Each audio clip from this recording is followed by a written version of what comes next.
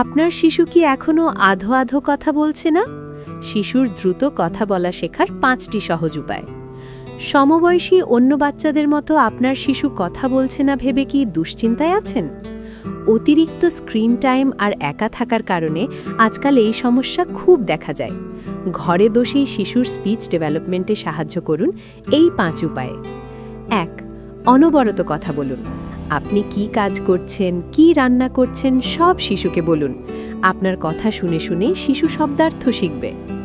2. Screen time 0 করা। 2 বছরের কম বয়সী শিশুদের জন্য মোবাইল বা টিভি সম্পূর্ণ বন্ধ রাখুন। স্ক্রিন ওয়ান ওয়ে কমিউনিকেশন করে, যা কথা বলা শেখায় বাধা দেয়। 3. দেশীয় ছড়া ও গান। শিশুর সাথে চোখে চোখ রেখে আমাদের দেশীয় মজার ছড়া বা ঘুম পাড়ানি গানগুলো বারবার গাইতে থাকুন। ছন্দের তালে বাচ্চারা দ্রুত শব্দ ধরে। 4. চাওয়ার সুযোগ দিন। শিশু ইশারা করার সাথে সাথেই তার পছন্দের জিনিসটি হাতে তুলে দেবেন না। তাকে জিনিসটার নাম মুখে বলার জন্য কিছুটা সময় ও উৎসাহ দিন। 5.